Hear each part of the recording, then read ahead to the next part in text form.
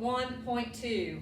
You're going to start with floor presses, okay? So floor press is just a chest press, excuse me, on the floor. What's nice about doing it on the floor is your back is fully supported the entire time, so you can typically go with a much heavier weight when you're doing this because you've got full support. So again, when we're laying here though, we want to make sure our core is engaged, our back is pressed firmly into the floor, it's not arching, got that core nice and tight, elbows are out to the side at shoulder height, we drive, we squeeze up. When we get going, we lower just above the floor. Do not let the elbows touch the floor, but go right down, right above the floor, down, and drive up in a big squeeze, okay? So that is your floor presses. Number 2 is a single leg heel elevated split squat. So you need to find something to put your back leg up on, whether it be, we're going to use this bench, which is for Kristen, but you can use, like I have this little leather stool down here, you could use this, I have a little footstool, I have another bench, you can use a chair, you can use anything that you have just to get that rear leg elevated. The higher the rear leg is, the harder it's going to be. So if this is very hard for you to keep your balance, find something lower to the ground to start with until you build up strength and balance, okay? So it's a single leg heel elevated split squat. It's just a split squat. It looks like a lunge, but it's a split squat. You're gonna drop down and drive up. Okay, you're gonna lower down. You're gonna push up through this heel, push that knee hard into that thigh and squeeze that leg as tight as you can. Shoulder stacked over hip, going straight down to the floor.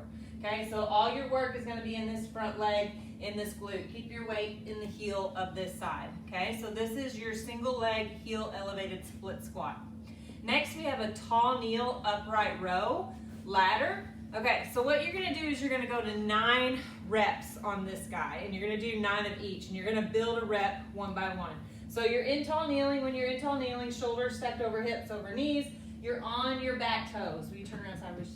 You're on your toes. Do not have your foot flat. So what that does is that takes away contact to the floor, and it makes it harder, and it makes you fire your core even more. Okay, so you can come back here. Okay, so on your toes, right here, up nice and tall, you have 1 upright row, 1 big pull and squeeze, and then you go right into 1 front raise, thumbs up.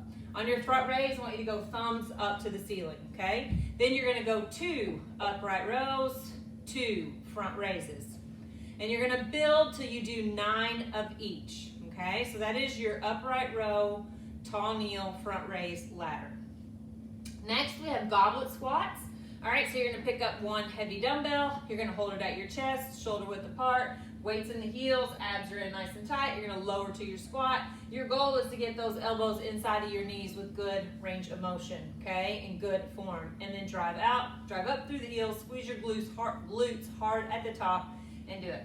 There is your goblet squats, 15 goblet squats. All right, then we have 10 push-ups. So I'm gonna demonstrate the push-ups, okay? So hands are about a little bit wider than shoulder width apart. Full push-ups, you're gonna be on your toes, okay? Elbows go straight back, chest or chin to the floor. That is a full push-up. Modified would be on my knees. Again, elbows go straight back, guys, and up. I don't want you doing these push-ups. All right, that is not a functional strength building push-up. You're never gonna get behind something heavy and push it with your arms out wide. You're gonna push like this, so let's train like this. So hands right here, abs in nice and tight, elbows straight back, squeeze them tight to that rib cage, and push up, okay? So that's your modification. To the knees, if on the toes you can't keep good form, or maybe you start with 3 reps on your toes and have to back down to your knees, whatever, just make sure it's challenging and make sure you're doing it with correct form. All right, then last but not least in this is we have sit-ups with an overhead press and an alternating chest press. Okay, so 2 to 1, that means 1 chest press, 1 overhead press equals 1. So you're gonna sit up, overhead press, pull it back in, sit up, overhead press, or I called that wrong, sorry. She's chest press and overhead press. So you can use 2 dumbbells, you can hold 1 dumbbell, you can hold 1 kettlebell, you can hold 1 weighted ball, doesn't really matter. You just wanna alternate 1 chest press with 1 overhead press. And that is your front load 1.2. Okay,